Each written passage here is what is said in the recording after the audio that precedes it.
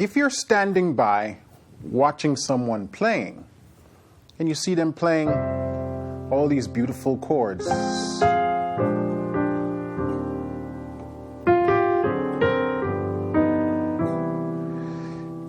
from a visual perspective, can you tell what the chords are that they're playing? And I'm talking about the quality of the chord, the name of the chord. Is that a skill you have?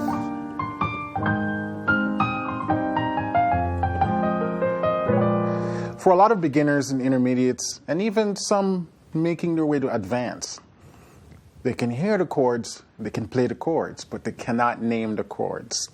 So that's what this lesson is about. I'm going to give you 7 steps to keep in mind whenever you're trying to figure out what a chord is. Because sometimes you might be messing around and you come across a beautiful sounding chord and you're like, ooh, I like the name of that chord. I like the sound of that chord, but I don't know what the name is. So how does one begin to figure out, in a step-by-step process, how to name a chord? So today I'm going to share with you 7 steps that you can use when naming a chord. Because even now as I play, you might see the chord display on the screen. But what if I didn't have that feature? What if there was no chord displaying on the screen? So what if I were to remove that and now I play that chord? Can you tell what it is? What about that one? Or that one? Or that one? All these beautiful sounding chords that we use extensively in jazz music and gospel music. It's important to be able to tell what these chords are, not just the sound, but the name, because when you know the name of the chord, then you kind of understand more the function of the chord. So stay tuned. That's what we're going to look at today.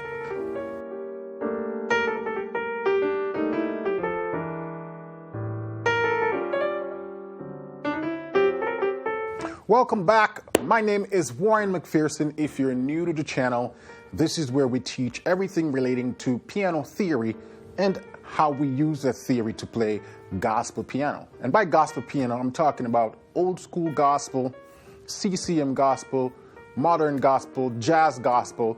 We kind of cover the full spectrum, right?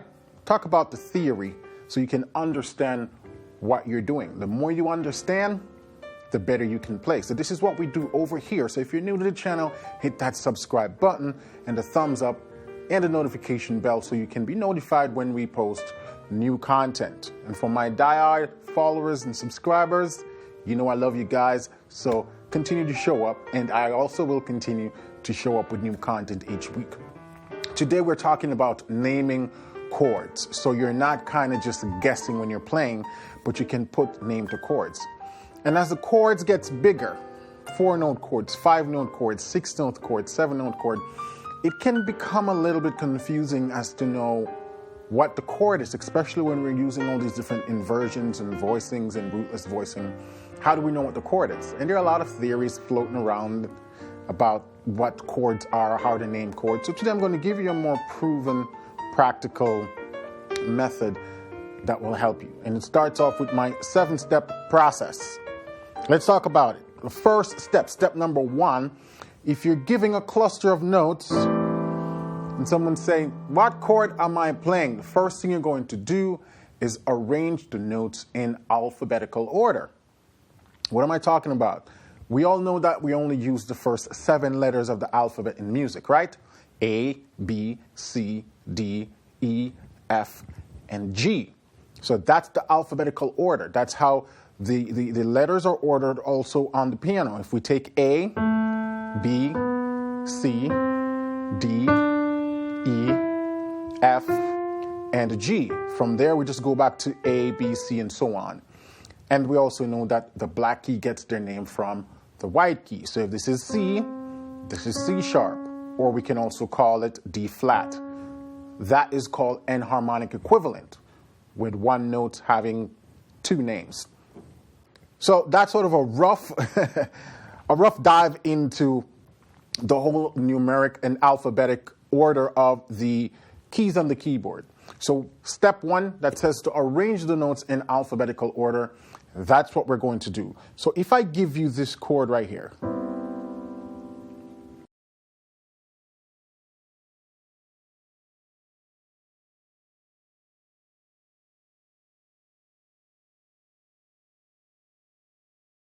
Now, I'm not showing the chords on the screen because we're going to try to rely on our understanding of theory instead of relying on a program to tell us the chord. If I give you these 4 notes and I say, what chord is this? The first thing you're going to do is arrange the notes in alphabetical order. So we have A, B, C, D, E, F, G. We don't have an A, we have a B, right? A, so we have B, C, E, and this one was G. So that's arranged in alphabetical order, but it doesn't really still make any sense. That's not a chord. This is where we're going to get to the next step, which is if we arrange in alphabetical order and the chord still sounds funny, you need to make sure that the chord is in stack thirds. So in other words, we're going to put the chord in its root position. Chords are built in thirds, right? So if I do this, that's a chord. All the notes are in thirds. Every chord is built based on thirds, right? So once we do the alphabetical order arrangement and we end up with this, we notice, okay, we have a stacked third here and a stacked third here, but this is not a stacked third, so we're going to put it at the top. And by putting it at the top, now we have stacked thirds.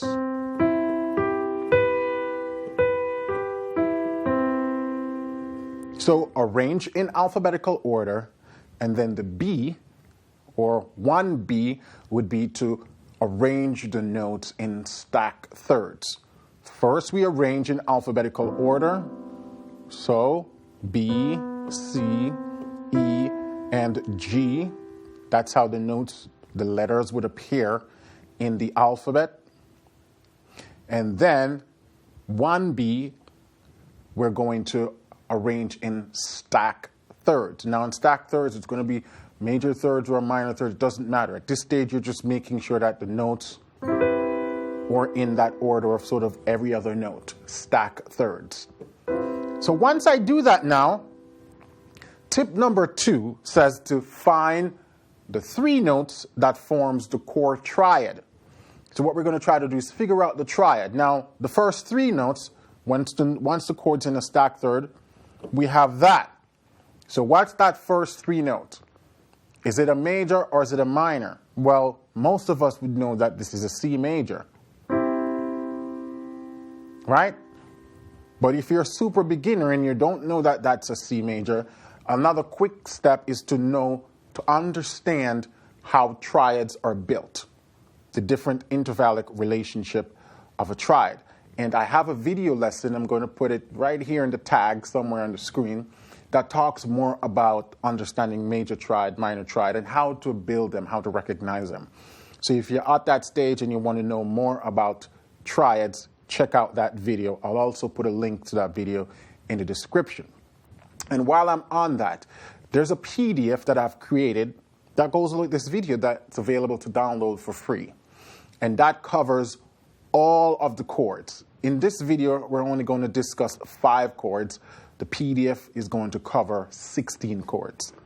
So make sure you get that PDF. Again, the link for that's also in the description. So now we know, okay, we got a C major here. We add back that 4th note. And we need to understand the relationship of this note to the chord. Now, the best way to understand the relationship of the added 4th note, we look at the root and that 4th note. So we're taking the first note and the last note. The interval is a major 7th. 1, 2, 3, 4, 5, 6, 7. Now, one way that I know it's a major 7th is because it's diatonic. Now we're working with the key of C, so I know that the distance between B and C is a diatonic major 7 interval. If it was this note, then it would be a minor 7. A quick way to tell a major 7th from a minor 7th is drop the top note an octave lower. And if the 2 notes are a half step apart, then you know it's a major 7th. So again, you take the distant note, drop the top one lower, and if they're minor, a half step apart, then we know the interval of a major 7th, right? If it was this and we're not sure what this interval is, drop this interval lower And if it's a whole step apart, then it's a minor seventh. So that's just a quick little rule for beginners to tell the difference between major sevenths and minor sevenths. When we invert it, arrange the notes in alphabetical order, and then arrange in stack thirds, we get a major 7 chord. Let's take a look at another chord. What if I play this one? Again, you're not seeing any chord displayed on the screen, so how do we begin to tell what chord this is? Tip number 1, arrange the notes in alphabetical order. So we got our A, we got our C, we got our D, we got our F. So you could say, well, this is sort of already in alphabetical order. So then we're going to go to step 1B, which is to arrange the notes in stack thirds. So we already have a third thing going on here. And we already have a third thing going on here. So then how do we rearrange this for it to be more in stack thirds? Right? So all right, if I drop my F, then I end up with that. So then I have a stack thirds here and then this other note right here. If I arrange this note if I drop my B lower, then I have my stack thirds. Right? And so now this becomes well, first, before I tell you what this chord is, let's go to step number 3, which is to determine the quality of the chord. Right? The first 3 triads of the note, the quality of the chord is a minor, D minor, right? And then if I add this note, it's a 7th because it's a third above the 5th. What kind of 7th is it? Is it a major 7th or a minor 7th? It's a minor 7th. But again, a quick way to tell, drop this note an octave lower, and I end up with a whole step. If it's a whole step, then I know it's a minor 7th. It would need to be a half step for it to be a major 7. So then I know this is D minor 7. Now, the tricky thing about the D minor 7th, well, not the D minor 7th, the tricky thing about any minor 7th chord, if I take my D and I put it back at the top, this chord is also known as the F6. F6 chord. It's a real chord. F6. So by inverting a minor 7th chord, by taking the root and putting it at the top, you get a major 6. In this case, the F6. And that's true for any chord. If I take A minor 7 and put the A at the top, I get C6. If I take D minor 7, put the D at the top, I get B6. So that's just a little fun fact. Let's take a look at another chord. What if I were to play this?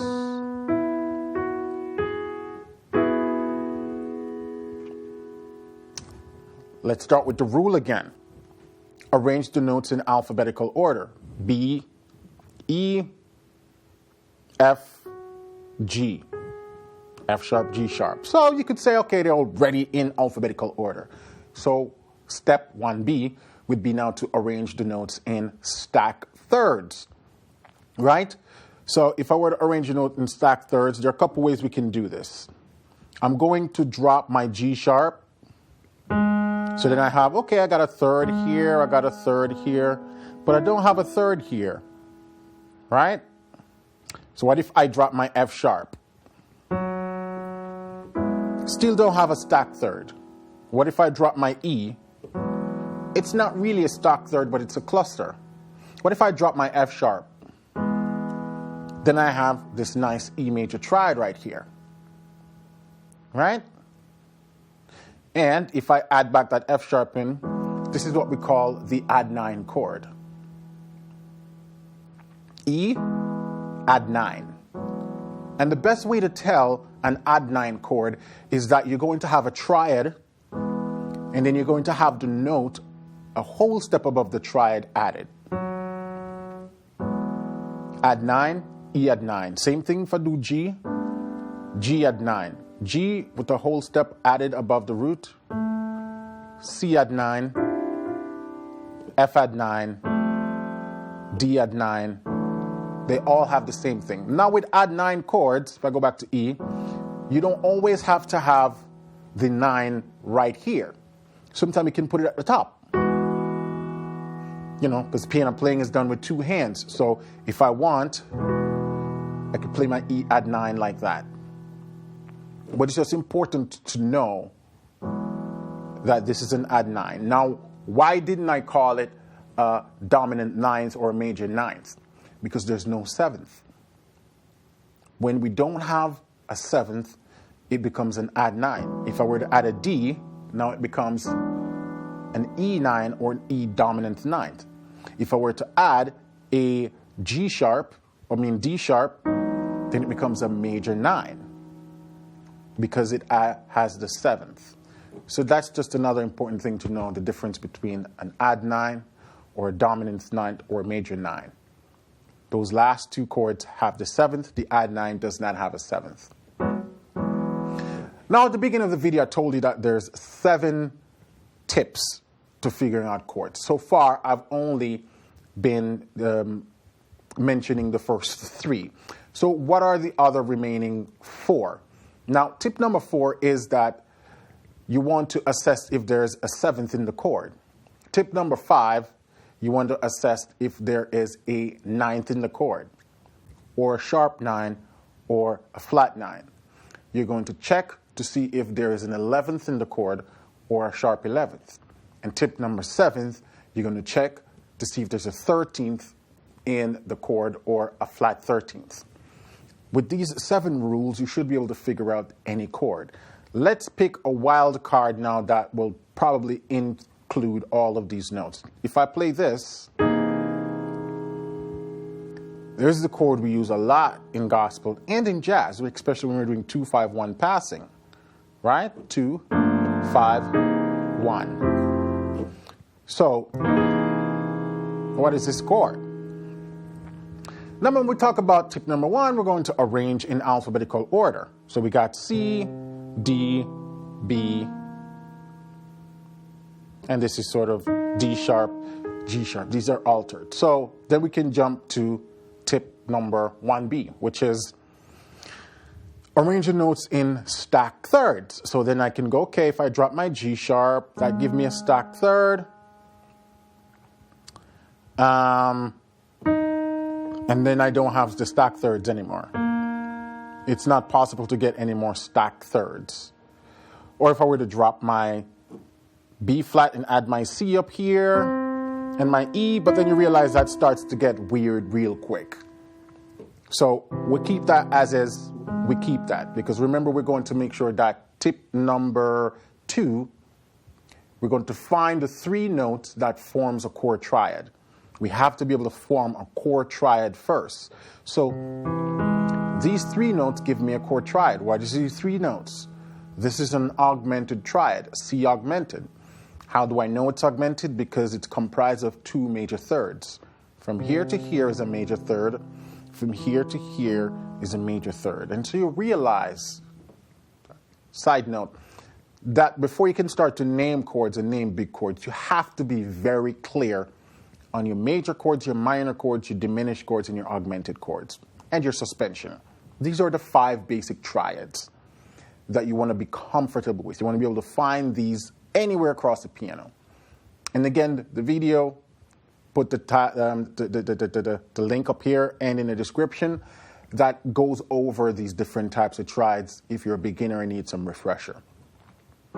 So we got a C augmented triad right here.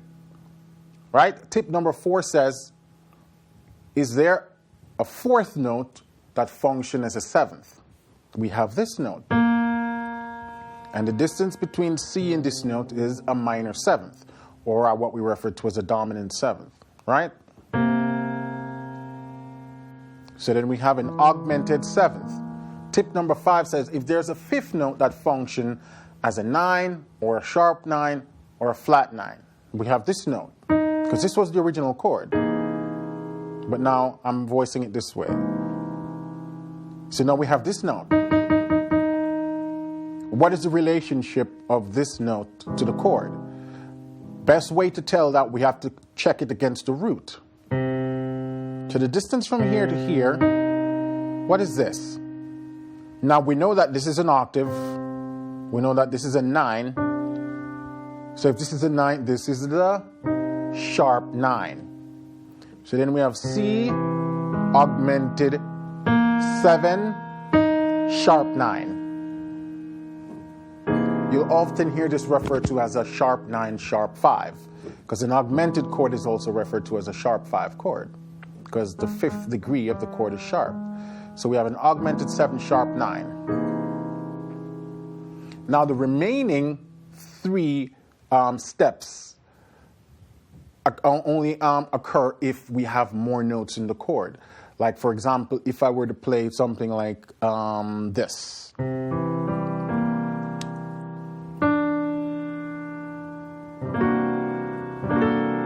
So now I have a 7-note chord. What is this chord?